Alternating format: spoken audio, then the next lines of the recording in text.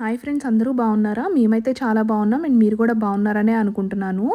ఈరోజు నేను మీకు ఫిష్ కర్రీ నా స్టైల్‌లో ఎట్లా చేస్తానో చూడండి. ఫస్ట్ అయితే నేను ఈ ఫిషెస్‌ని బాగా టర్మరిక్ అండ్ సాల్ట్ 2 వేసుకొని నీట్‌గా కడుక్కున్నాను. దీన్నైతే ఫస్ట్ నేను మ్యారినేట్ చేసుకొని పెట్టుకుంటా. మ్యారినేట్ కోసం నేను వాడే ఐటెమ్స్ వచ్చేసి కొంచెం సాల్ట్ ఏసుకుంటున్నాను. యాస్ వెల్ యాస్ కొంచెం చిల్లీ పౌడరు, సేమ్ మనం ఎవ్రీ నాన్ వెజ్‌ని ఎట్లా మ్యారినేట్ అయితే చేసుకుంటామో సేమ్ అదే విధంగా మ్యారినేట్ చేసుకుంటాను ఫిషెస్‌ని కూడా. నాకు ఇట్లా అయితే ఈజీగా అనిపిస్తది. అండ్ పించ్ ఆఫ్ టర్మరిక్ కూడా యాడ్ చేస్తాను. కొంచెం ఆహ్, గరం మసాలా యాడ్ చేశానిక్కడ. అండ్ ధనియా పౌడర్ కూడా యాడ్ చేస్తా. ఒక హాఫ్ స్పూన్ దాకా ధనియా పౌడర్ కూడా యాడ్ చేశాను. అండ్ ఇందులోనే నేను ఏం చేస్తా అంటే ఆహ్, జింజర్ అండ్ గార్లిక్ పేస్ట్ కూడా యాడ్ చేస్తా. ఈ జింజర్ అండ్ గార్లిక్ పేస్ట్ కూడా యాడ్ చేయటం వల్ల ఆ మసాలా అంతా బాగా మిక్స్ అవుతది అనిపిస్తది ఆ పీసెస్‌కి ఆ వెట్‌నెస్ వల్ల. అండ్ దీనిలోనే కొంచెం ఆయిల్ కూడా యాడ్ చేస్తా. ఆయిల్ కూడా యాడ్ చేస్తే పీసెస్‌కి ఈ మ్యారినేట్ అంతా బాగా పడతది కాబట్టి అన్నీ యాడ్ చేసుకొని ఈ పీసెస్‌ని నేనైతే పక్కన పెట్టుకుంటా. మీ స్టైల్‌లో మీరు ఫిష్ కర్రీని ఎట్లా చేస్తారో నాకు కూడా కామెంట్స్ రూపంలో చెప్పండి. ఈసారి ఎప్పుడైనా వేరే స్టైల్‌లో కూడా నేను ట్రై చేసి చూస్తాను. అంటే లైక్ దీనికి, దానికి టేస్ట్ డిఫరెన్స్ అనేది ఉంటది కదా! ఫిష్ కర్రీస్ అనేది ఎవరి స్టైల్‌లో వాళ్ళకు ఉంటది కాబట్టి, నేను కూడా వేరే స్టైల్ కూడా ట్రై చేస్తాను. మీరు కూడా నాకు కామెంట్స్‌లో చెప్పండి. ఇఫ్ ఇన్ కేస్ మీకు వేరే స్టైల్ తెలిస్తే. అండ్ ఇప్పుడేం చేస్తా అంటే ఇది బాగా ముక్కలకి పట్టే వరకు వెయిట్ చేసి దీన్ని ఒక 10 మినిట్స్ వరకు పక్కన పెట్టేసుకుంటా అనమాట. ఈ మ్యారినేట్ చేసుకున్న పీసెస్‌ని. ఈ పీసెస్‌ని చాలా కేర్‌ఫుల్‌గా హ్యాండిల్ అయితే చేయాలి. ఎందుకంటే ఆ ముల్లులు బాగా గుచ్చుకుపోతూ ఉంటాయి. అండ్ ఈ పీసెస్ కూడా చాలా డెలికేట్‌గా ఉంటాయి కదా! విరిగిపోతాయన్నమాట. అందుకే నీట్‌గా స్లోగా మ్యారినేట్ మ్యారినేట్ చేసి పక్కన చేసుకొని దీన్ని పెట్టుకున్నాం పక్కన కదా. ఇప్పుడు ఫిష్ కర్రీకి ప్రాసెస్ అనేది స్టార్ట్ చేయాలన్నమాట. మనకి ఎప్పుడైనా సరే నాన్ వెజ్ ఐటమ్స్కి ఆయిల్ అనేది కొంచెం ఎక్కువ ఉంటేనే ఆ టేస్ట్ బాగుంటుంది. సో అందుకే కొంచెం ఎక్కువ వేసాను అనమాట నేను ఆయిల్. ఒక 2 టేబుల్ స్పూన్స్ వరకు వేసాను. ఆయిల్ వేసేసుకొని కొంచెం చిల్లీస్, ఆనియన్స్,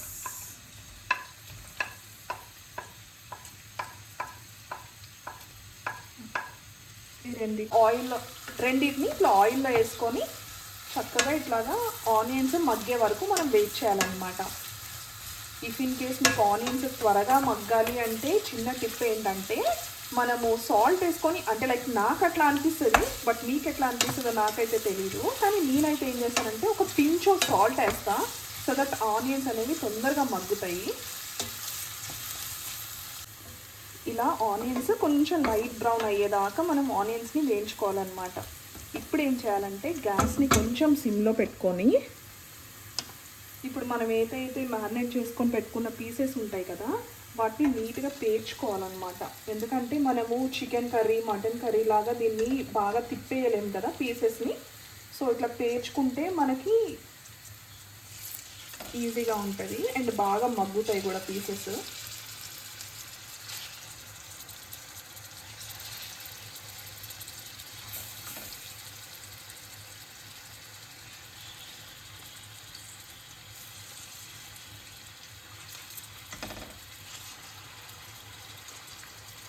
మీ స్టైల్లో మీరు ఎట్లా చేసుకుంటారో నాకు కూడా కామెంట్స్లో చెప్పండి.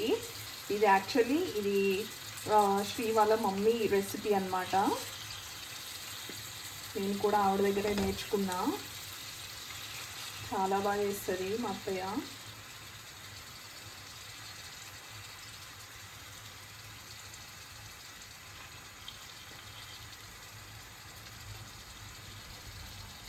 ఇట్లా పీసెస్ని చక్కగా పేర్చుకున్న తర్వాత మనము లిడ్ పెట్టేసి ఒక 5 మినిట్స్ ఇట్లనే వదిలేసేయాలన్నమాట. ఇప్పుడు ఒక సైడ్ అయిపోయిన తర్వాత కొంచెం మగ్గిన తర్వాత ఇంకో సైడ్కి తిప్పుకోవాలి. ఇదైతే లిడ్ పెట్టి పక్కన పెట్టేస్తా ఇప్పుడు. ఫిష్ పీసెస్ని అయితే మగ్గటానికి పెట్టుకున్నాం కదా, ఒకసారి లిడ్ తీసుకొని ఫిష్ పీసెస్ మగ్గినాయా లేదో చెక్ చేసుకుందాము. పీసెస్ అయితే బాగా మగ్గిపోయినాయి. సో నాకేమనిపించిందంటే కొంచెము అటు ఇటు తిప్పితే ఏంటంటే పీసెస్ ఇరిగిపోతాయి అని అనిపించింది. చాలా డెలికేట్గా ఉన్నాయి పీసెస్. సో అందుకే నేనేం చేసేసానంటే చింతపండు పులుసు ఆల్రెడీ, అంటే లైక్ నేను చింతపండుని ఒక 15 మినిట్స్ హాట్ వాటర్లో సోక్ చేసుకొని పక్కన పెట్టుకుంటా. దాన్ని నీట్‌గా స్క్వీజ్ చేసుకొని పులుసు మొత్తం ఈ కర్రీలో అంటే లైక్ ఈ పీసెస్‌లో వేసేసుకుంటా అనమాట. ఈ కర్రీలో ఎక్కువ వాటర్ పోయకూడదు. అండ్ మెయిన్ టిప్ ఏంటంటే ఎక్కువ వాటర్ పోస్తే ఏంటంటే బాగా నీళ్ళుగా అయిపోతది కర్రీ. మనకి గ్రేవీ గనుక థిక్‌గా కొంచెం థిక్‌నెస్ ఉండాలి అని అనుకుంటే గనక ఈ చింతపండు పులుసుతో వచ్చే వాటర్ మాత్రమే పొయ్యాలి. అంతకన్నా మనం ఎక్స్‌ట్రా వాటర్ పోస్తే బాగా వాటరీగా అయిపోతది కర్రీ. అదైతే ఒక టిప్.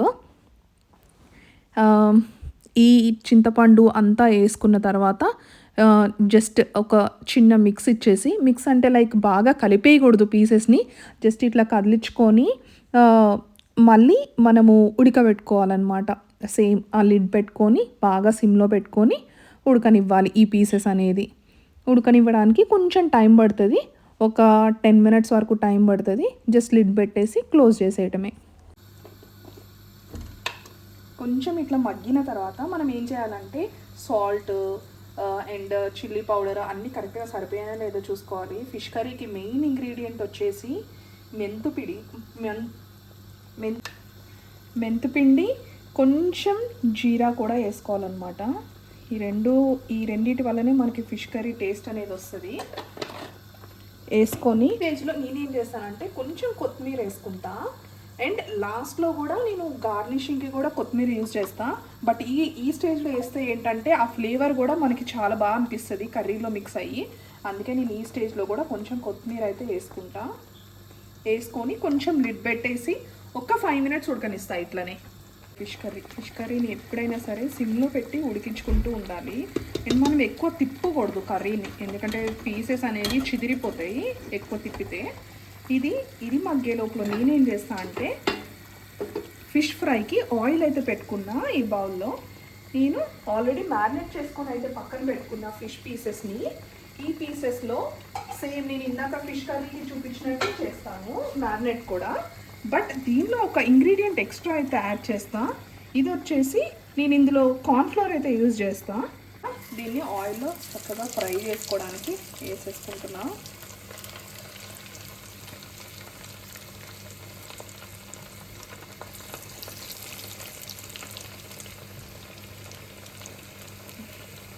లో పెట్టాను కదా ఒక చిన్న షార్ట్ ఎండి మామిడికాయ ముక్కలు ఉన్నాయి కదా, నేను అవి హాట్ వాటర్లో సోక్ చేసుకొని పక్కన పెట్టుకున్నా ఒక 10 మినిట్స్.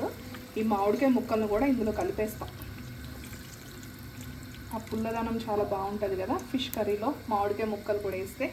సో అది కూడా వేసేసి కొంచెం మగ్గనిస్తాం. ఇఫ్ ఇన్ కేస్ మీకు మామిడికాయ ముక్కలు ఈ సీజన్‌లో ఎట్లా దొరికినాయి అని మీరు అనుకోవచ్చు కదా! నేను ఒక చిన్న షార్ట్ కూడా పెట్టాను నా యూట్యూబ్ ఛానల్‌లో. ఇఫ్ ఇన్ కేస్ మీకు కావాలంటే నేను డిస్క్రిప్షన్‌లో ఆ లింక్ ప్రొవైడ్ చేస్తాను. వెళ్ళి చెక్‌ఔట్ చేయండి. లాస్ట్‌లో కొత్తిమీరతో గార్నిష్ చేస్తా. అంతే, యమ్మీ యమ్మీ ఫిష్ కర్రీ రెడీ.